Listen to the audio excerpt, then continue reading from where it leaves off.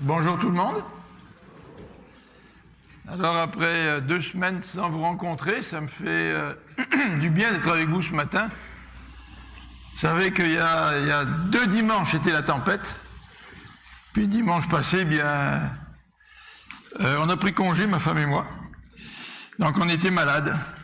Donc on est très content d'être de nouveau à l'église. Ça fait drôle après 2 semaines d'être absent. Mais voilà. Alors, on est content d'être ici. Ce matin, je vais vous présenter ce que j'avais préparé. Donc, j'avais préparé un dimanche missionnaire pour la bonne raison que chaque année, au mois de janvier, au milieu janvier, Porte Ouverte présente l'index des pays où la persécution sévit le plus. 50 pays, et dans une échelle de 50 à 1, nous avons la liste des pays dans lesquels la persécution des chrétiens est la plus présente, la plus forte. Alors ici, vous voyez à l'écran le rapport de l'index mondial de la persécution de 2018 et les 5 premiers pays dans lesquels la persécution est la plus importante. Le 5e, c'est le Pakistan, le 4e, le Soudan, le 3e, la Somalie, le 2e, l'Afghanistan et le 1er, la Corée du Nord. Alors, on avait présenté ce classement déjà au mois de novembre lors d'une rencontre missionnaire. Mais ce matin, on va donc mettre ça à jour pour l'année 2018-2019. Et je vais vous présenter quelques petites diapositives et aussi une couple de petits vidéos.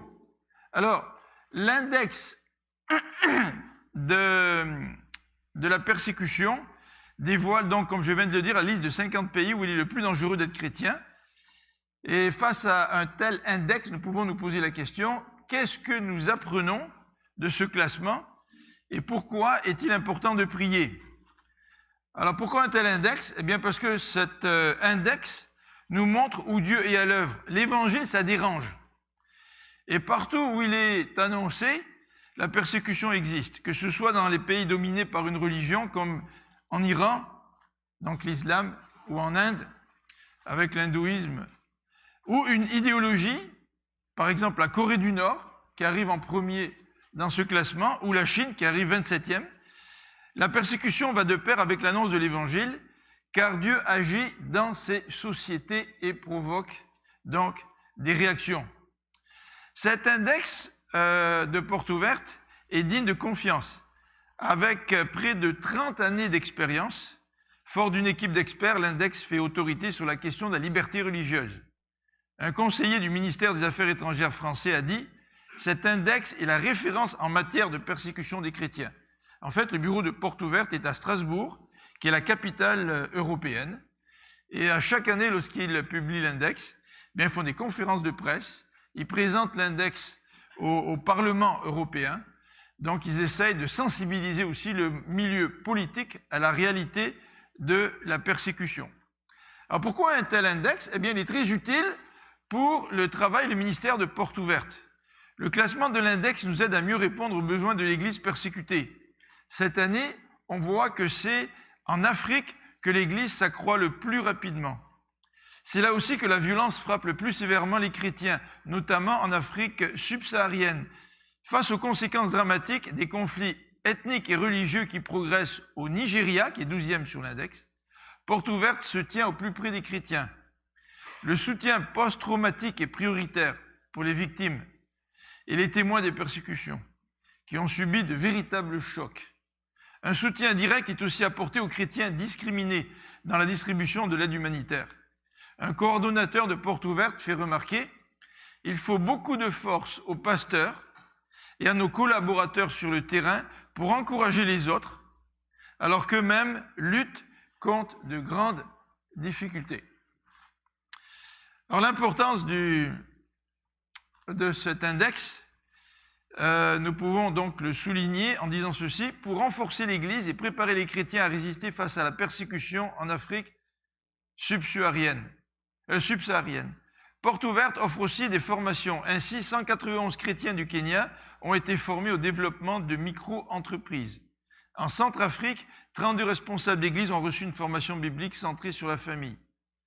En passant du 43e au 27e rang de l'index, la Chine nous alerte fortement, on va y revenir. Avec plus de 171 églises détruites ou fermées, la situation des chrétiens en Chine s'y dégrade rapidement. Sous la pression des nouvelles lois religieuses strictement appliquées par les autorités, 1131 chrétiens ont été incarcérés l'an dernier. Alors voilà un petit peu l'importance de l'index. L'index est important pour toutes ces raisons, mais aussi parce que l'index a un impact sur l'Église d'Occident. Les messages et les témoignages des chrétiens qui vivent dans des endroits les plus sombres de la planète font leur chemin jusqu'à chez nous, jusqu'ici, dans les églises et les maisons. Dieu ne veut pas que nous soyons des chrétiens léthargiques, mais des gens d'action, réagit un pasteur. Oui, l'index nous aide à nous mobiliser dans la prière et en action ou en acte pour nos frères et sœurs persécutés. Alors l'index nous interpelle, l'exemple des chrétiens persécutés nous touche et questionne notre foi. Baya, une chrétienne de 22 ans qui vit en Inde, nous dit « N'ayez pas peur que la persécution vienne à vous, cela fait partie de la vie chrétienne et c'est un privilège. » Alors ces chrétiens persécutés, ces frères et ces sœurs, ont tout un message pour l'Église d'Occident, donc pour nous et nos contemporains. Alors, je vais vous inviter à regarder le premier vidéo qui nous parle encore de l'index. Oh, non, il faut revenir en arrière, je pense. Parce que le vidéo, il est avant celui-ci. Voilà, la diapo verte. Merci. Chaque année, Portes Ouvertes publie l'Index mondial de persécution des chrétiens et attire l'attention sur les 50 pays où les chrétiens sont le plus persécutés. Voici les 5 pays où en 2019, les chrétiens sont le plus durement persécutés. Numéro 5, le Pakistan. Les lois anti-blasphème sont un danger constant pour les chrétiens. Ils peuvent à tout moment être accusés de blasphème contre Allah ou le prophète Mahomet et être condamnés à mort. Les chrétiens sont considérés comme une catégorie inférieure de la population et font l'objet de graves discriminations. Numéro 4, la Libye. Les chrétiens libyens, d'arrière-plan musulmans, subissent d'énormes pressions de la part de leur famille et de leur entourage pour retourner à l'islam. Les chrétiens étrangers, pour la plupart des migrants venus d'Afrique subsaharienne et des travailleurs expatriés, sont en danger constant d'être victimes d'enlèvements, d'esclavage, de viols et d'assassinats. Quiconque montre publiquement sa foi chrétienne et tente d'exprimer sa croyance risque d'être arrêté.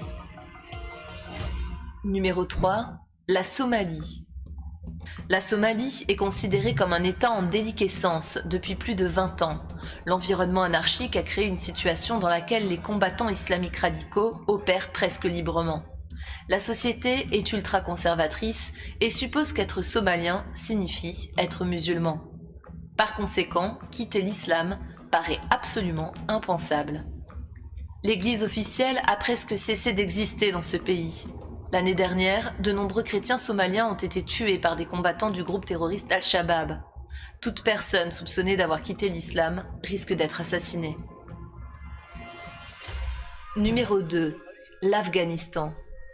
En Afghanistan, la vie entière des individus est déterminée par l'affiliation tribale. Quand quelqu'un quitte l'islam, il est considéré comme un traître. Le simple fait de s'intéresser à d'autres croyances peut être interprété comme une tentative de quitter l'islam et sera puni de mort. Numéro 1, la Corée du Nord. Pour la 18e fois consécutive, la Corée du Nord est cette année encore le pays où les chrétiens sont le plus persécutés. Le régime du dictateur Kim Jong-un persécute les chrétiens avec détermination et sévérité. Des dizaines de milliers de chrétiens considérés comme des ennemis dangereux de l'État sont emprisonnés dans des camps de travaux forcés. La possession d'une Bible peut être fatale pour un Nord-Coréen et pour toute sa famille élargie. Mais l'Église souterraine continue de croître et contre toute attente, de plus en plus de Nord-Coréens se tournent vers Christ. Derrière les chiffres de l'Index mondial de persécution se cache une multitude d'histoires personnelles de chrétiens persécutés. Vous pouvez retrouver ces histoires ainsi que plus d'informations sur les 50 pays de l'index tout au long de l'année sur notre site internet.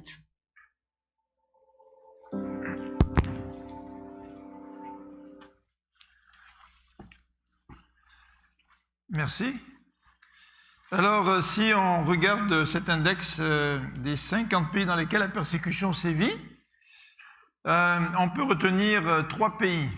Le premier élément, c'est que, encore une fois, comme on l'a dit dans le vidéo, pour la 18e année consécutive, la Corée du Nord bat tous les records. La Corée du Nord reste le pays où les chrétiens sont le plus persécutés.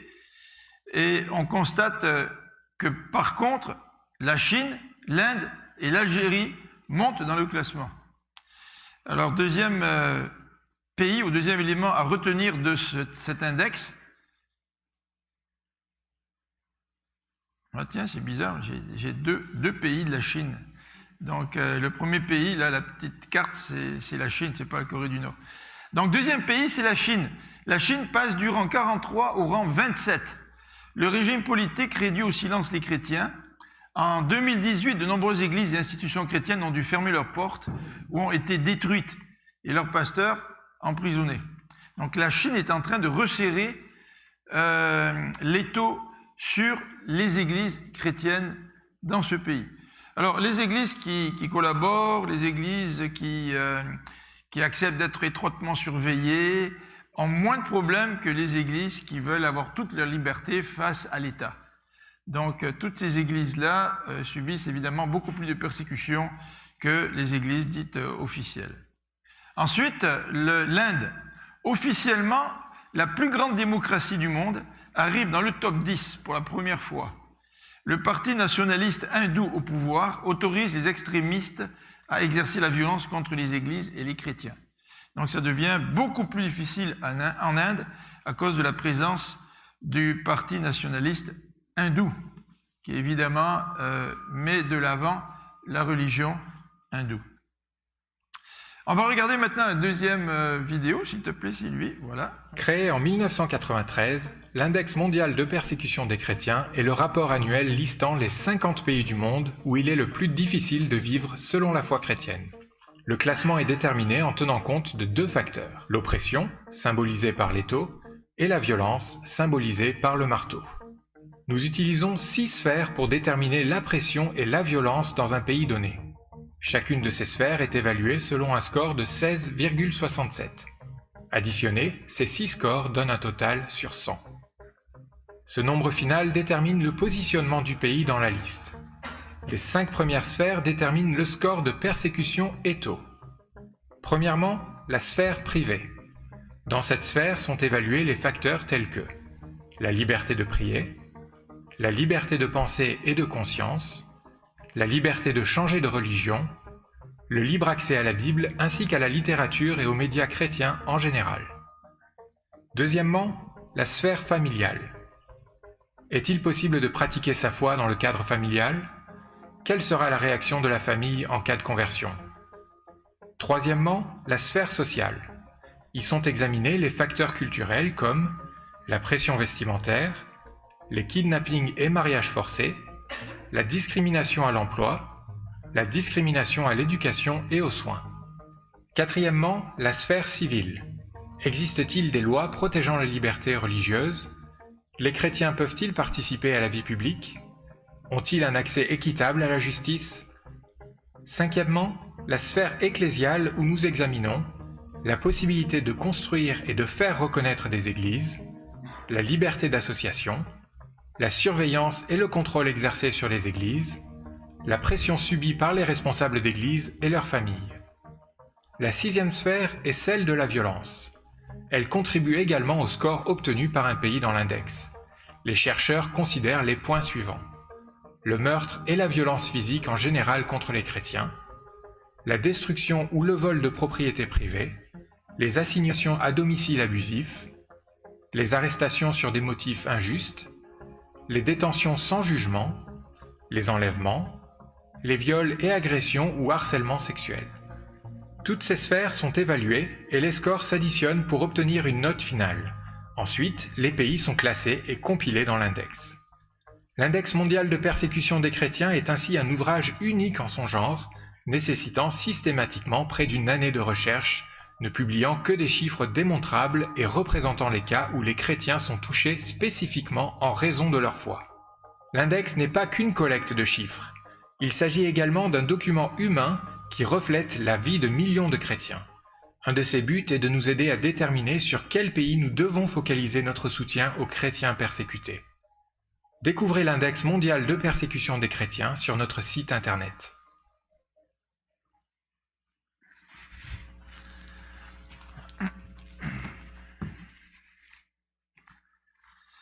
Alors, je ne sais pas si vous êtes un petit peu au courant des persécutions. Peut-être que certains d'entre vous, pour certains d'entre vous, c'est peut-être la première fois que vous entendez un tel rapport.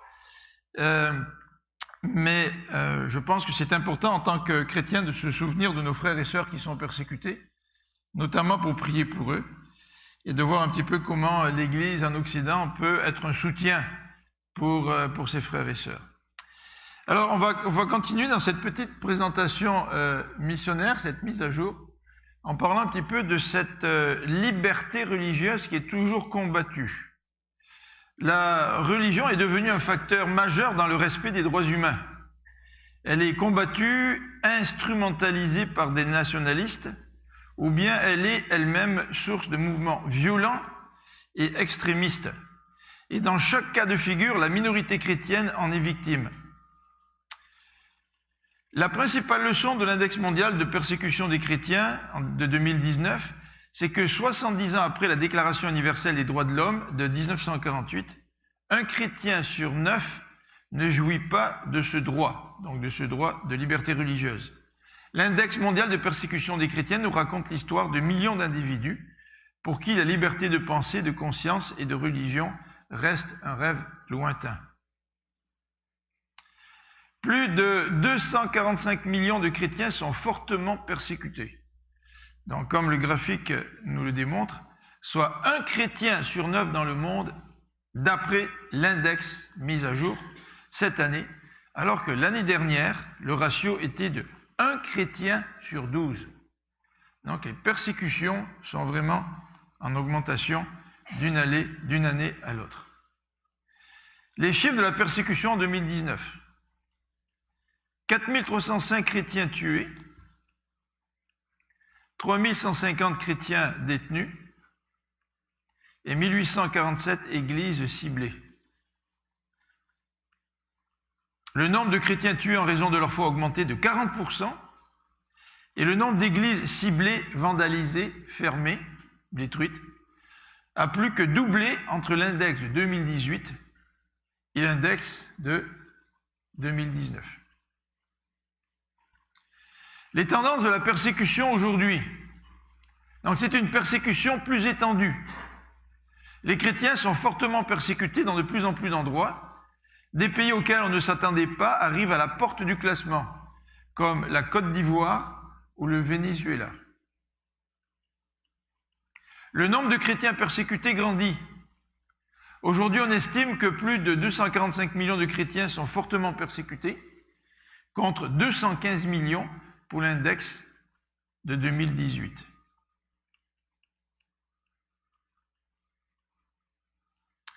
La persécution les plus profondes, les discriminations quotidiennes comme l'impossibilité d'avoir un emploi, de faire des études, d'avoir accès aux besoins essentiels, parce qu'on est chrétien, bien ces discriminations grandissent. Dans les 50 pays de l'index, cette discrimination a cru de 16% depuis 2014.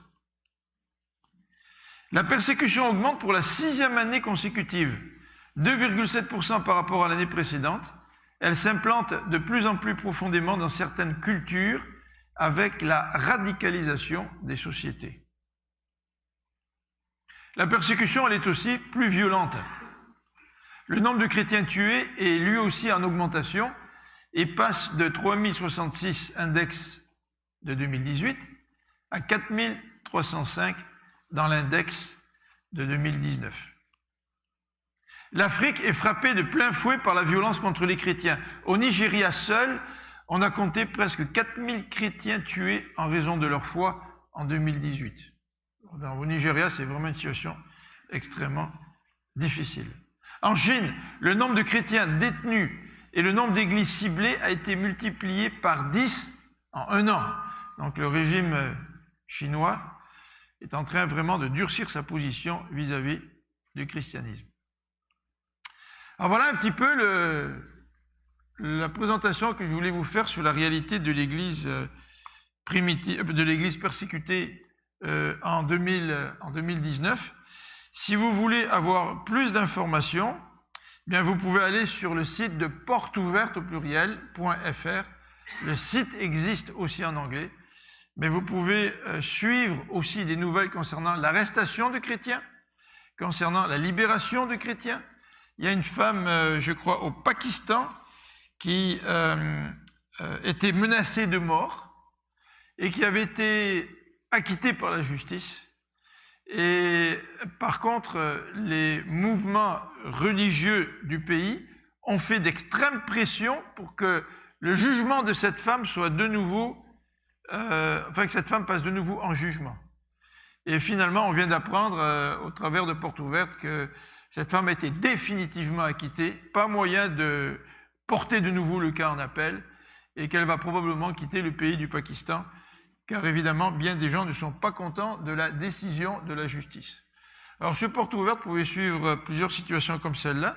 On a parlé du pasteur américain qui avait été emprisonné en Turquie, et qui est resté donc 2 ans en Turquie, qui a été libéré il y a quelques mois. Donc là aussi, Porte Ouverte nous donne des comptes rendus réguliers sur la situation de plusieurs frères et sœurs qui sont donc emprisonnés actuellement. Donc ce qu'on va faire, c'est qu'on va terminer par la prière, et puis on va regarder un texte en rapport justement avec les persécutions. Alors on va prier ensemble.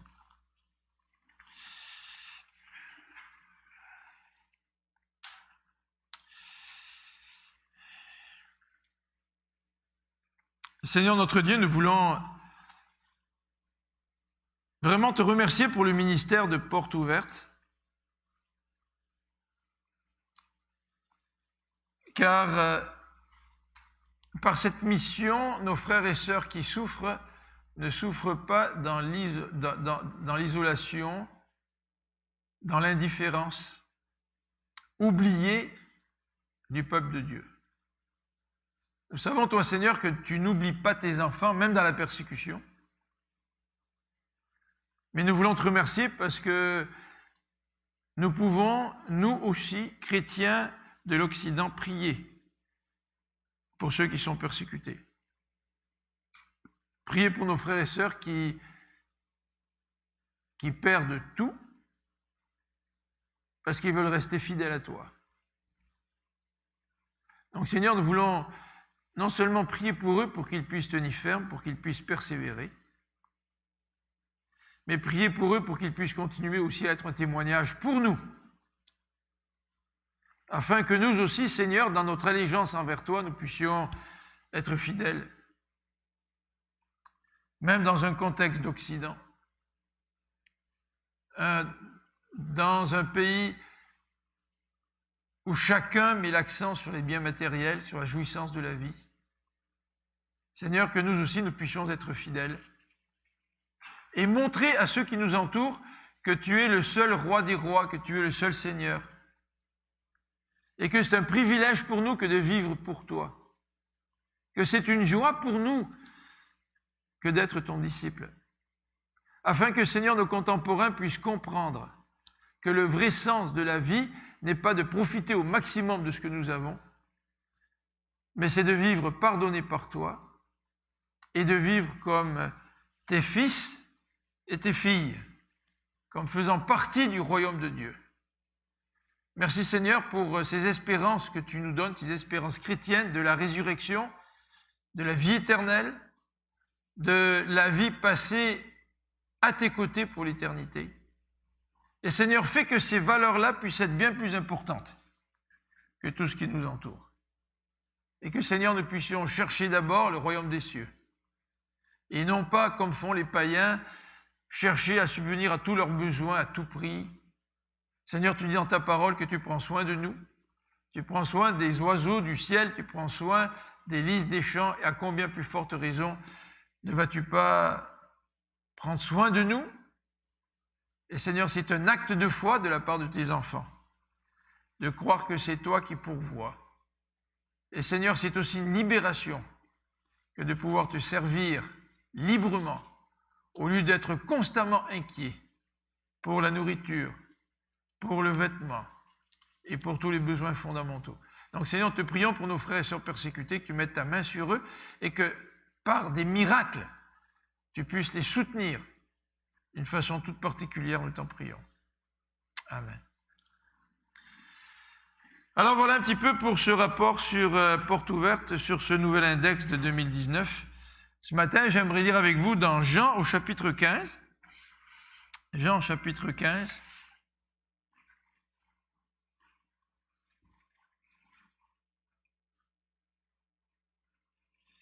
Et nous allons lire à partir du verset 18. Jean 15, verset 18. Jean 15, verset 18.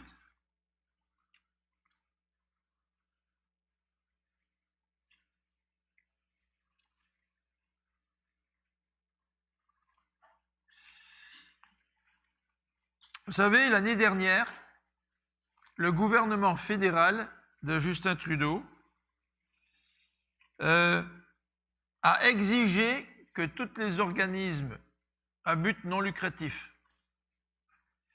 qui désiraient obtenir des subventions pour engager des étudiants pendant l'été, eh bien que ces organismes signent un document comme quoi ils adhéraient aux valeurs des LGTB, aux valeurs de l'avortement, et qu'à moins de signer toutes ces valeurs-là et d'y adhérer, eh bien, tous ces organismes ne recevraient pas la subvention auxquelles les organismes à but non lucratif avaient droit dans les années passées. Alors, reconnaître les droits d'individus, je crois que c'est essentiel. Les églises évangéliques, les églises protestantes ont toujours milité pour la liberté de religion, la liberté individuelle, même si cette liberté individuelle peut pousser des gens à croire en des valeurs absolument différentes de celles des chrétiens, n'est-ce pas? Donc normalement, nous, chrétiens évangéliques, nous sommes en faveur de la liberté de penser, la liberté de se réunir, la liberté de religion, etc., quelles que soient les valeurs des gens. Mais voilà que le gouvernement, l'année dernière, a voulu, comme on dit, serrer la vis. Ça fait partie des valeurs canadiennes. Donc, si tu veux des subventions du gouvernement, si tu n'es pas d'accord avec ces valeurs-là, tu ne les obtiens pas. Alors, en tant que chrétiens, nous ne voulons pas forcer des gens à adhérer à nos valeurs, mais ce que nous voulons, c'est que simplement la société continue à laisser à chaque citoyen la liberté d'adhérer aux valeurs qui lui semblent les bonnes valeurs. Alors, on ne sait jamais, vous savez, même ici, dans nos pays occidentaux, nous pourrions très très bien faire face à la persécution. Déjà, quand on parle de Dieu autour de nous, on voit que les gens nous considèrent comme des extraterrestres. Et quand on commence à parler de nos valeurs, alors là, nos valeurs sont en contradiction avec les valeurs du monde. Je ne me rappelle plus, c'est le 23 janvier ou le 25 janvier, vers la fin janvier. L'État de New York a adopté une nouvelle loi. Et cette loi rend l'avortement possible jusqu'à la naissance. Et en fait, cette loi-là avait déjà été acceptée par 6 États aux États-Unis. Et l'État de New York est le 7e État qui donc vient d'accepter cette loi. Et ils ont choisi de l'accepter vers la fin janvier, parce que la fin janvier, c'était la date anniversaire de l'adoption de la loi qui permettait l'avortement aux États-Unis. Ça faisait 50 ans que cette loi-là a été acceptée. Alors, vous vous rendez compte? C'est-à-dire que maintenant, dans certains États aux États-Unis, tu peux avorter 5 minutes avant d'accoucher. Parce qu'il n'y a plus maintenant de limite à l'avortement, et probablement que ce genre de loi va aussi être adoptée dans d'autres pays. Alors, en tant que chrétiens, nous croyons que l'être humain est créé à l'image de Dieu. Nous croyons au respect de l'être humain. Nous croyons que ce qui détermine un être humain, ce n'est pas le passage du sein de la mère à la venue dans ce monde. Nous croyons que ce qui détermine l'être humain, c'est bien plus profond que ça, c'est bien moins superficiel que cela. Et en fait, depuis que la loi aux États-Unis a été acceptée, plus de 60 millions d'avortements ont eu lieu. Alors imaginons-nous l'impact de tout ça sur la population, sur la croissance d'un pays. Vous vous rendez compte, ici au Canada, nous avons de plus en plus de personnes qui vont à la retraite, je ne sais pas pourquoi. Et ces gens-là quittent le milieu du travail et on parle déjà de pénurie de main-d'œuvre. C'est vrai. Et même l'immigration n'arrive pas à combler cette pénurie de main-d'œuvre. Alors toute la question là, de l'avortement, de la population, de la main-d'œuvre, du travail, de la question économique, vous savez, tout est extrêmement interrelié. Et aujourd'hui, il faut vraiment faire attention à ce qu'on dit parce que dans notre société, il y a une certaine intolérance envers ceux qui n'ont pas les mêmes opinions que ce qui est politiquement correct. Alors évidemment que, en tant que chrétiens, le Seigneur nous demande d'aimer notre prochain, qu'il soit de n'importe quelle race, n'importe quelle religion, de n'importe quel niveau social, de n'importe quelle orientation sexuelle. Le Seigneur demande d'aimer notre prochain. Et nous devons aimer notre prochain. Et si vous rencontrez dans votre travail des gens qui n'ont pas les mêmes orientations sexuelles que vous, au lieu d'être très mal à l'aise envers eux, Dieu nous demande de les aimer. Et de les aimer comme tu aimes tes enfants, comme tu aimes ton voisin, comme tu aimes tes frères et sœurs, de manifester l'amour de Dieu, parce que chaque être humain, quelle que soit son orientation sexuelle, il est créé à l'image de Dieu. Et nous devrions être les premiers à respecter l'être humain. En fait, nous devrions être les premiers à respecter autant les hommes que les femmes. Vous savez, il y a eu des scandales dans la dernière année avec le mouvement MeToo. Nous devrions être connus pour notre amour pour notre prochain. Mais aimer notre prochain ne veut pas dire que nous adhérons à ses valeurs. Et ce que nous voulons aujourd'hui, c'est avoir la liberté de continuer à avoir nos valeurs. Et si je n'ai pas les mêmes valeurs que mon voisin, ça ne veut pas dire que je ne respecte pas mon voisin. Ça ne veut pas dire que je ne lui reconnais pas des droits et des libertés fondamentales auxquelles moi j'aspire, n'est-ce pas? Donc on se trouve dans un contexte un petit peu difficile, même dans notre Canada et dans nos pays occidentaux. Et pour des raisons idéologiques, peut-être que les chrétiens seront persécutés dans l'avenir. En fait, pour des raisons idéologiques et politiques, en Corée du Nord, les chrétiens sont persécutés. En Chine, les chrétiens sont persécutés pour des raisons idéologiques et politiques. La persécution n'est pas seulement provoquée pour des raisons religieuses. Et si le gouvernement perçoit nos valeurs comme étant des valeurs opposées à celles de notre société, eh bien, nous pourrions être persécutés pour nos croyances, même si ce n'est pas principalement pour des questions religieuses.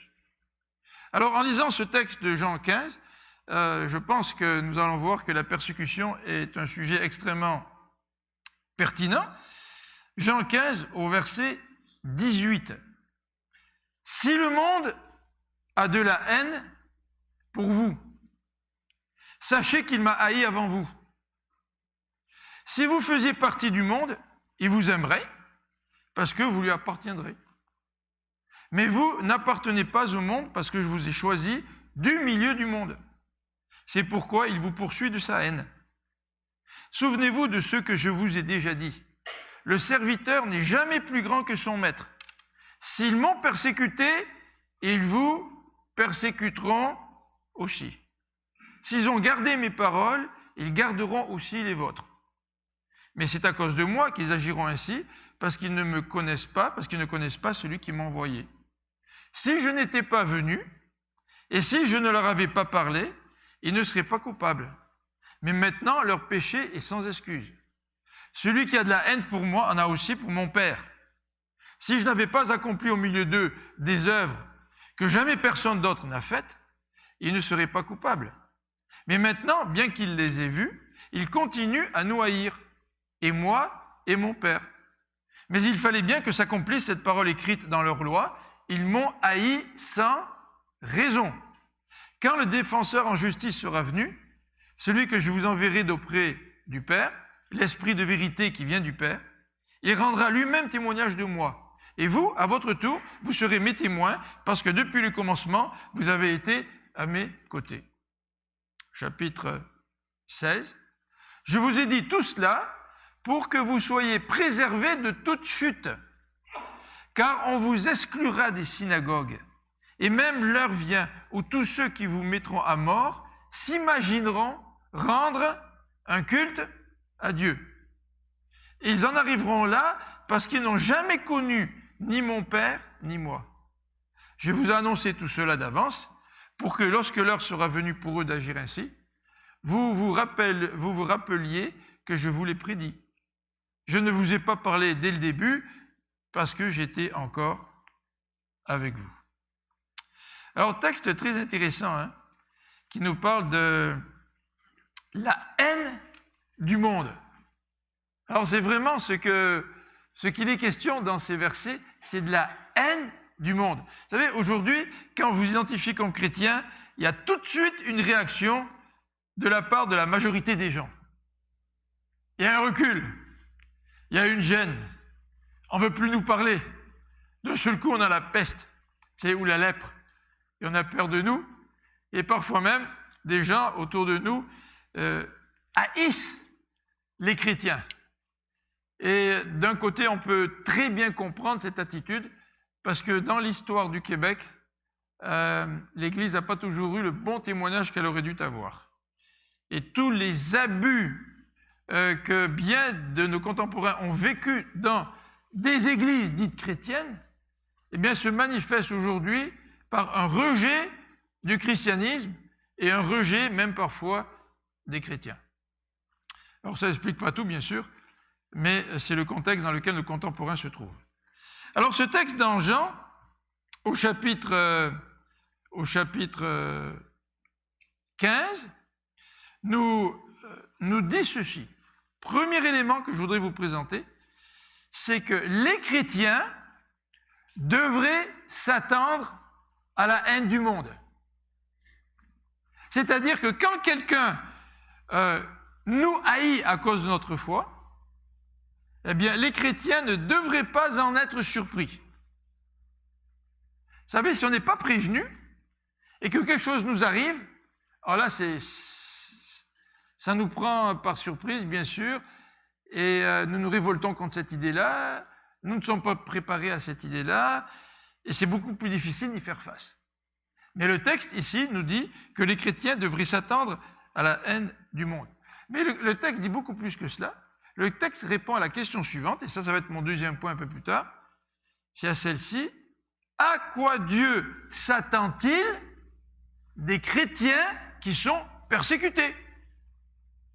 Est-ce que Dieu s'attend à ce que nous, si un jour nous sommes persécutés, nous nous plaignons devant lui en disant Seigneur, on ne s'attendait pas à ça, et puis tu vois, pendant des années, on était bien tranquille, on vivait dans notre société, puis on allait à l'église librement, puis là, Seigneur, les choses changent, et puis je ne m'attendais pas à ça quand je suis devenu chrétien. Est-ce que ça vaut la peine d'être chrétien? À quoi Dieu s'attend-il de ceux qui sont haïs du monde? Troisième élément que je voudrais vous présenter à partir de ce texte, c'est que Dieu nous avertit au chapitre 16 de cette haine. Il nous avertit. Et pourquoi nous avertit-il? C'est à cette question que nous allons répondre donc ce matin. Donc 3 éléments. Premier élément dans le texte, les chrétiens doivent s'attendre à la haine du monde. Deuxième élément, les chrétiens, comment devraient-ils se comporter lorsqu'ils sont l'objet de la haine du monde? À quoi Dieu s'attend-il des chrétiens lorsqu'ils sont haïs du monde? Et dernier élément, c'est au chapitre 16, Jésus nous avertit de cette haine. Pourquoi il nous avertit? Alors je vous invite à regarder tout d'abord au début du chapitre 15, ou plutôt le début de la section que nous avons lue, le chapitre 15 à partir du verset 18 à 21. Les chrétiens devraient s'attendre à la haine du monde. Mais pourquoi? Pourquoi les chrétiens devraient-ils s'attendre à la haine du monde? Jésus, au verset 18, le dit clairement. Il nous dit, « Si le monde a de la haine pour vous, sachez qu'il m'a haï avant vous. » Qu'est-ce que c'est qu'un chrétien? Un chrétien, c'est un disciple du Christ. Et qu'est-ce que c'est un disciple? Un disciple, c'est celui qui suit le Christ.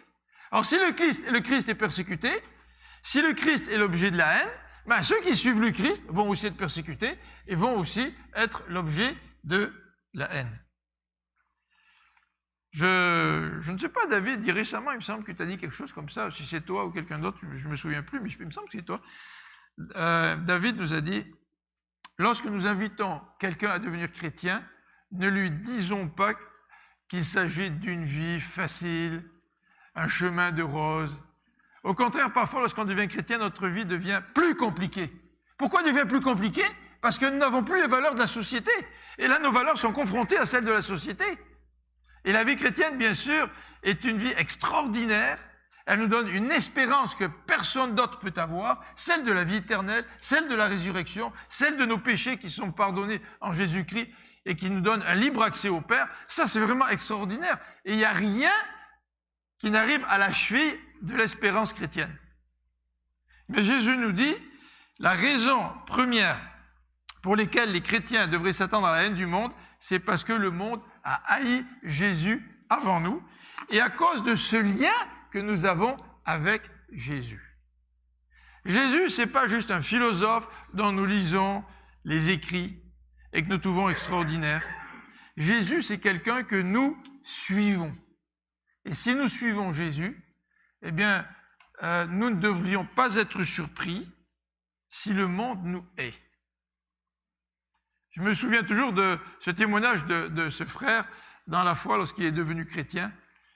Et la résistance, la haine qu'il a subie de la part de son père dans sa propre famille, ici, au Québec. Et ce n'est pas surprenant. Deuxième élément, deuxième raison, regardez ce que dit le verset 19. Le verset 19 nous dit, « Si vous faisiez partie du monde, le monde vous aimerait parce que vous lui appartiendriez. Mais vous n'appartenez pas au monde parce que je vous ai choisi du milieu du monde. C'est pourquoi il vous poursuit de sa haine. » Regardez un des films que nous avons vus, là, des petites présentations que nous avons vues. Rappelez-vous ce qu'il nous a dit, je crois, en rapport avec l'Afghanistan. L'Afghanistan est construit sur un réseau social tribal. Et dès que tu deviens chrétien, tu n'es plus considéré comme faisant partie de ta tribu. Quand tu deviens chrétien, tu es considéré comme un traître à ta tribu.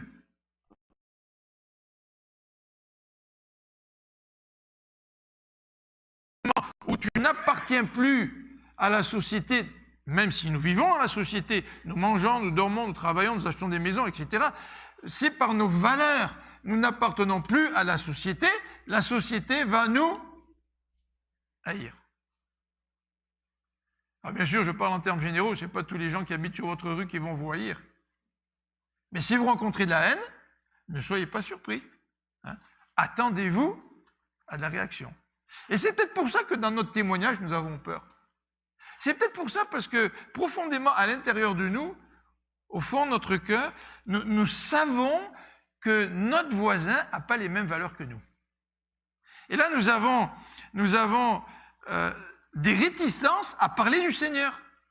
Parce qu'au fond de nous-mêmes, nous savons qu'il pourrait y avoir des réactions à notre témoignage. On n'est pas un petit peu comme ça parfois?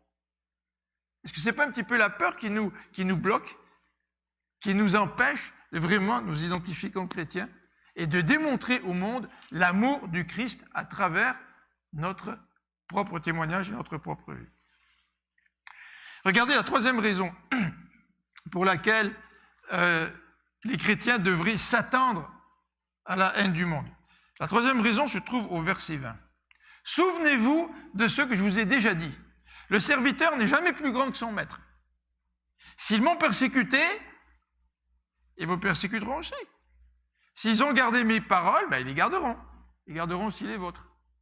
La troisième raison pour laquelle nous devrions nous attendre à la haine du monde, c'est un argument qui consiste à dire ce qui est vrai pour le plus grand est aussi vrai pour les plus petits. Donc, si ça a été vrai pour le Christ, qui est notre maître, à bien plus forte raison, ça va être vrai pour les serviteurs de Christ. Le serviteur n'est jamais plus grand que son maître. Et nous aimerions bien ne pas connaître la persécution. Nous aimerions bien ne pas partager cette expérience avec Jésus. Mais si Jésus est notre maître, bien, et que nous sommes ses serviteurs, bien, nous aussi, nous allons être traités comme notre maître. C'est ce que Jésus nous rappelle dans ce verset 20. Mais de plus, Jésus nous présente une quatrième raison. La quatrième raison se trouve au verset 21. Mais c'est à cause de moi qu'ils agiront ainsi, parce qu'ils ne connaissent pas celui qui m'a envoyé. Quand tu connais Jésus, tu ne persécutes pas tes frères et sœurs. Mais si tu ne connais pas Dieu, eh bien tu vas persécuter les enfants de Dieu. Et c'est ce que le texte ici nous rappelle. Nous ne sommes pas persécutés à cause de nous-mêmes. Nous sommes persécutés, quand l'Église est persécutée, elle est persécutée parce que ceux qui la persécutent ne connaissent pas le Dieu que nous voulons présenter. Ils ne connaissent pas le Dieu que nous aimons. Et c'est un petit peu le paradoxe quand des gens sont persécutés et que les persécuteurs découvrent Dieu à travers le témoignage d'une Église persécutée. Et que Dieu se révèle même jusqu'aux persécuteurs. C'est une question de révélation. Hein. Avant, nous ne connaissions pas Dieu. Que nous soyons religieux ou pas, nous ne connaissions pas Dieu. Moi, j'étais élevé dans un milieu religieux, je ne connaissais pas Dieu. Il a fallu que Dieu se révèle à moi, qu'il touche mon cœur, qu'il touche ma vie, qu'il ouvre mes yeux pour que je puisse connaître Dieu. Et c'est une question de révélation. Si tu connais Dieu, eh bien, tu acceptes le peuple de Dieu. Si tu ne connais pas Dieu, eh bien, tu rejettes le peuple de Dieu. Donc, premier élément que Jésus nous présente dans ce chapitre de Jean 15, les chrétiens devraient s'attendre à la haine du monde. En fait, si le monde ne nous hait pas, c'est une anomalie.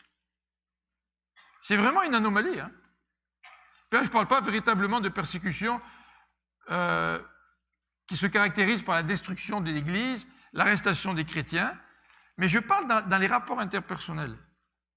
Si en tant que chrétien, je désire avoir une vie bien tranquille, dans laquelle je compte sur la bénédiction du Seigneur, qui me donne la santé, le travail, qui me donne une bonne famille, pour que toutes les choses aillent bien, ben, il y a peut-être en quelque part quelque chose qui ne va pas bien, justement.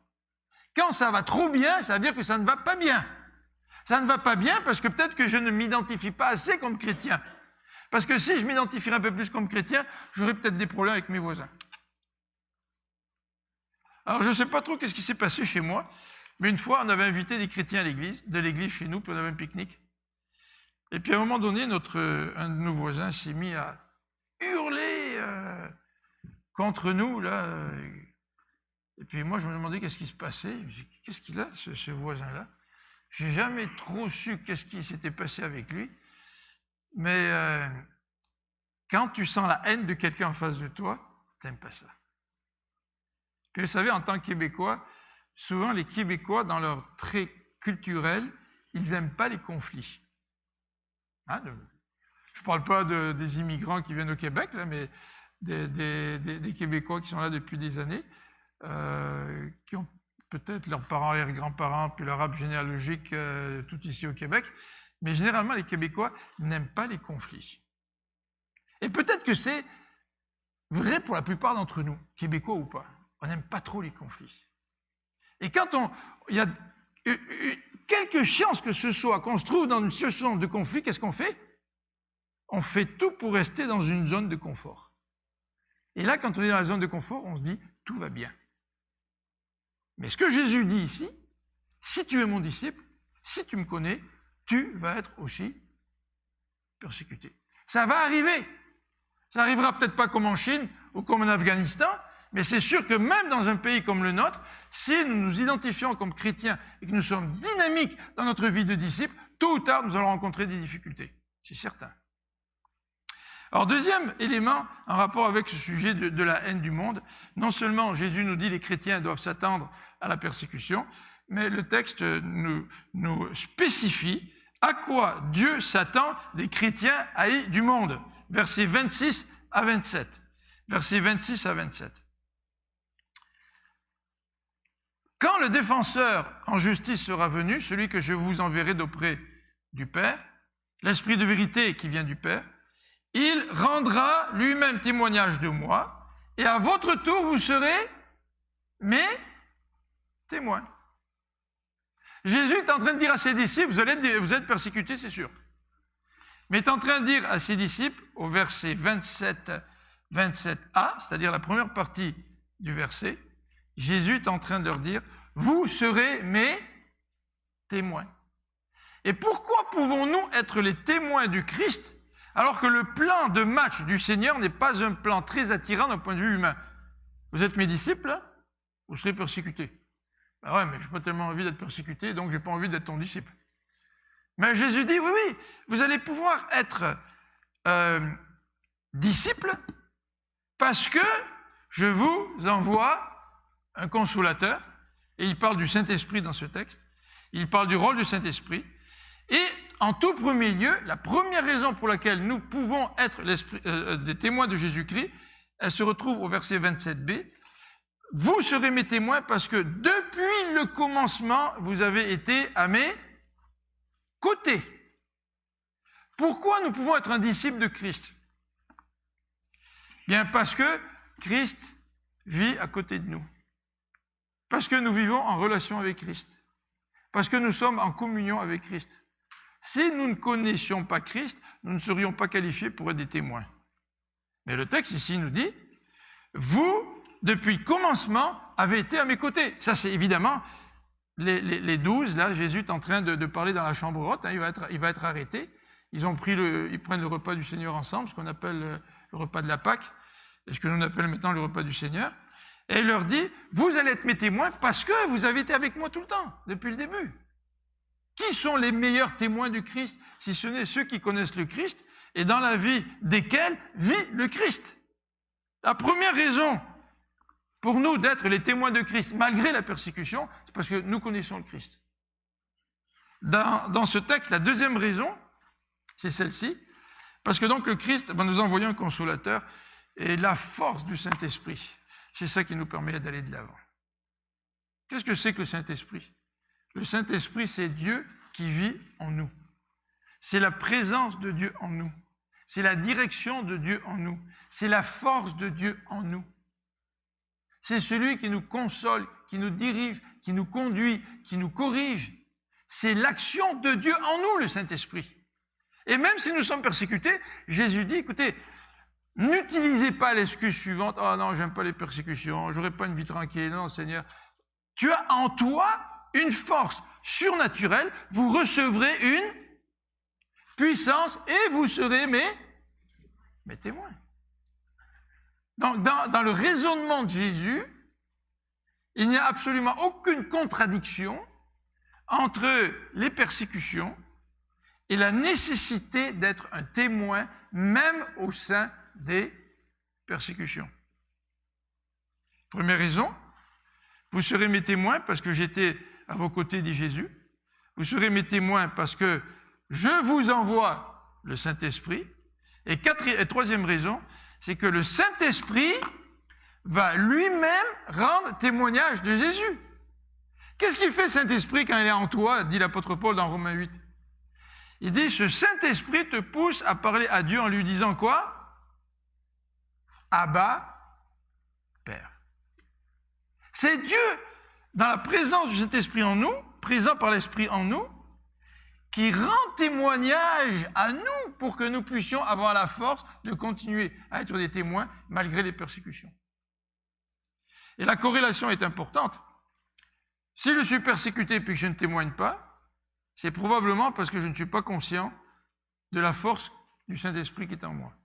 C'est probablement parce que je ne m'appuie pas sur le Seigneur qui, lui, va me donner cette force pour pouvoir être des témoins, même pendant et au sein de la persécution. Troisième élément que ce texte nous présente. Premier élément, c'était ce à quoi les chrétiens doivent s'attendre. Les chrétiens doivent s'attendre à la persécution. Essaie de parler de Dieu à ta famille, tu vas subir une forme de persécution. Essaie d'être témoin avec tes voisins, tu vas subir une forme de persécution. Ah, peut-être qu'il y a des gens qui vont accepter le Seigneur, oui, d'accord, mais c'est certain que si tu es un fidèle disciple de Christ, tu vas connaître les persécutions. Ça fait partie de l'ADN d'un chrétien, d'un disciple de Christ, de connaître des persécutions.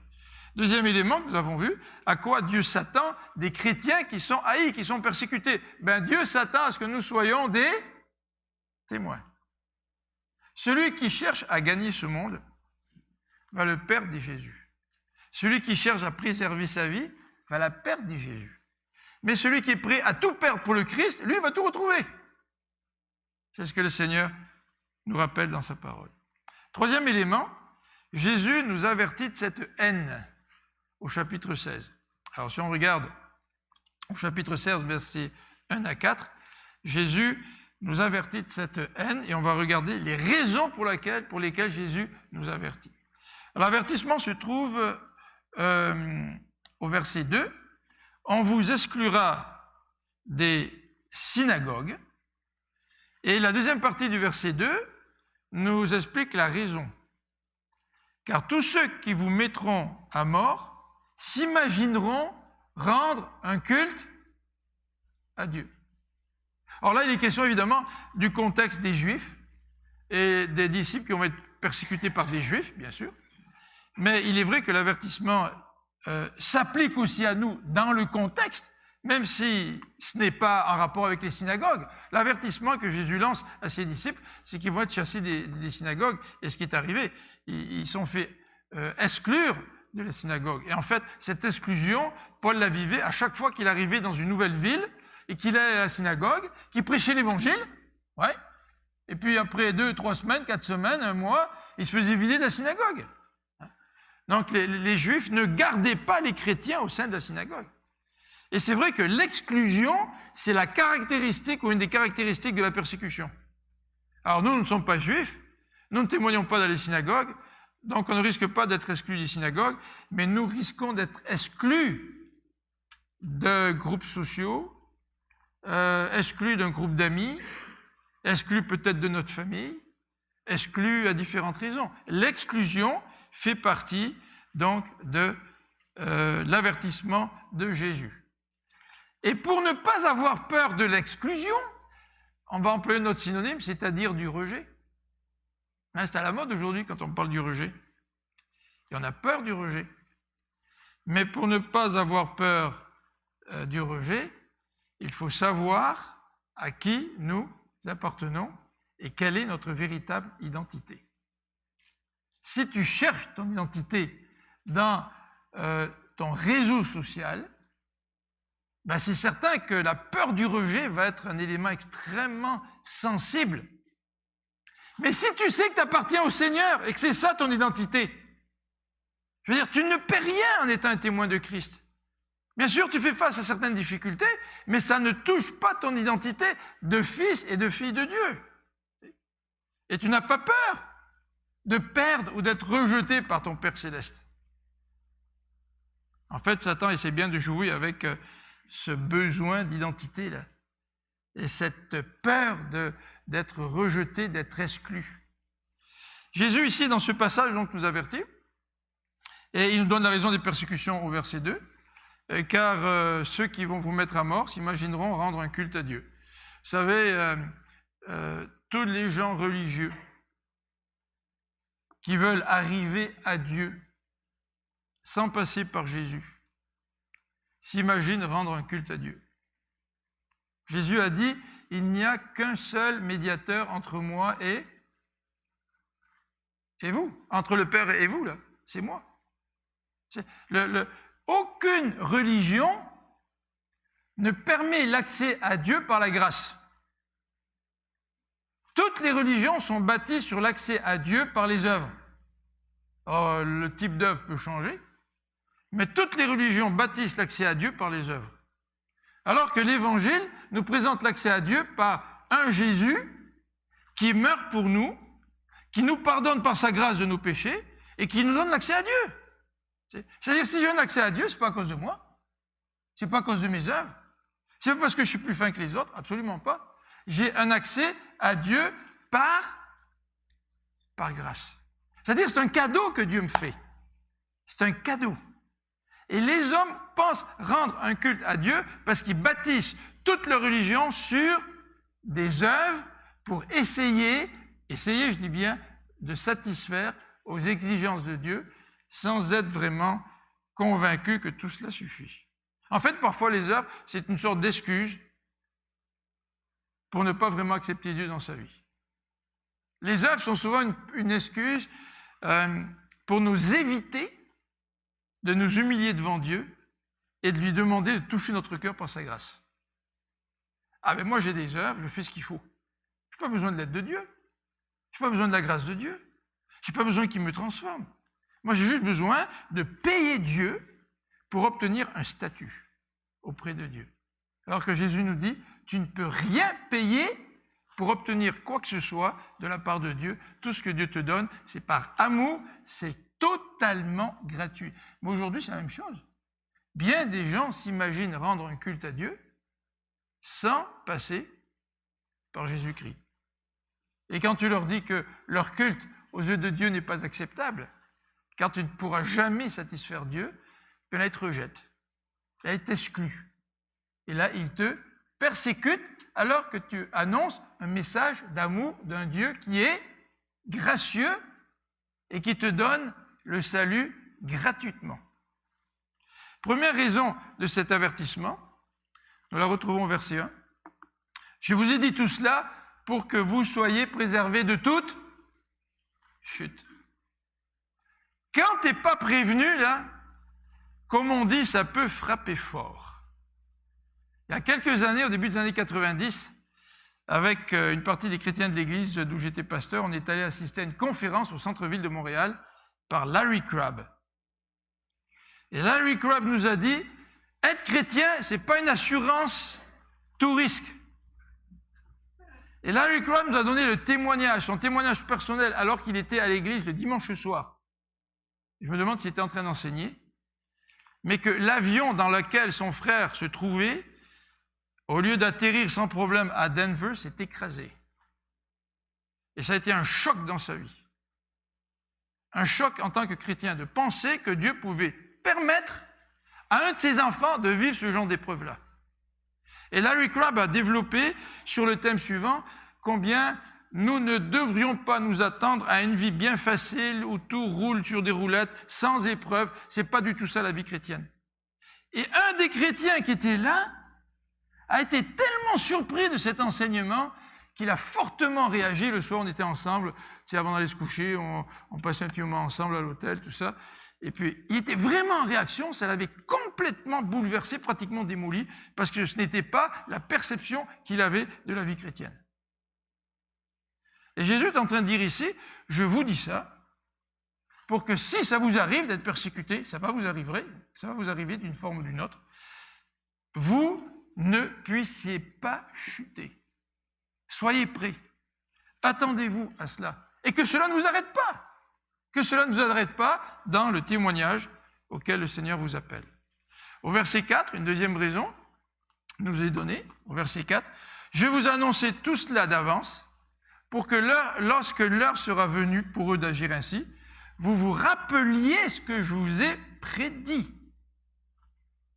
Ce que Jésus veut, c'est que nous puissions nous rappeler, lorsque nous sommes persécutés, que Jésus nous avait avertis. Jésus veut que nous puissions nous rappeler. On veut tellement notre cocon, on veut tellement notre vie facile, que quand les problèmes arrivent, Et on est surpris. Mais Jésus dit, je vous le dis parce que je veux que vous puissiez vous en rappeler. Et quand les problèmes arrivent, c'est là où le vrai chrétien se manifeste dans la vie de l'individu. On va prier ensemble.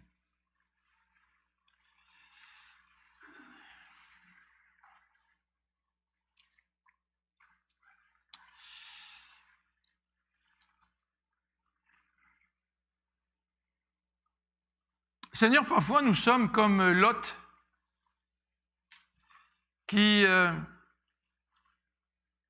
voulait une vie facile, qui voulait profiter de la vie du monde. Une vie sans problème, sans persécution. Mais les choses ne se sont pas passées comme Lot l'espérait. Il a tout perdu. Seigneur, tu nous dis dans ta parole que la persécution, c'est une bénédiction, mais bien sûr, ce n'est pas la seule bénédiction. Tu nous dis parfois que les persécutions sont causées par nos erreurs. Mais ce n'est pas de cela qu'on parle. Seigneur, tu nous demandes d'être prêts à la persécution, d'accepter la persécution. Parce que la persécution, c'est la manière de révéler au monde que nous t'appartenons vraiment. Et que quand ça compte, nous sommes encore chrétiens. Seigneur, fais de nous des chrétiens fidèles. Que nos frères et sœurs qui sont persécutés en Corée, en Afghanistan, en Somalie, en Libye,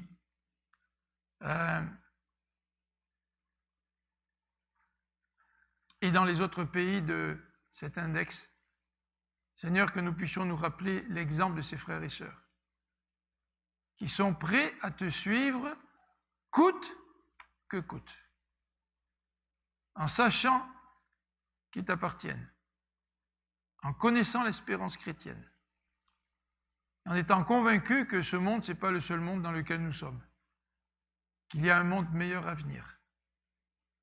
Seigneur, ne nous permets pas de vivre comme ceux qui ne te connaissent pas, qui mettent toutes les espérances, leur espérance dans ce monde, dans leurs biens, dans ce qu'ils ont, dans leur santé, dans leur famille. Seigneur, que vraiment nos convictions profondes puissent se refléter, se manifester dans une fidélité sans faille envers toi. Nous te le demandons au nom de Jésus-Christ. Amen. Je vous invite à vous lever pour chanter ensemble avant de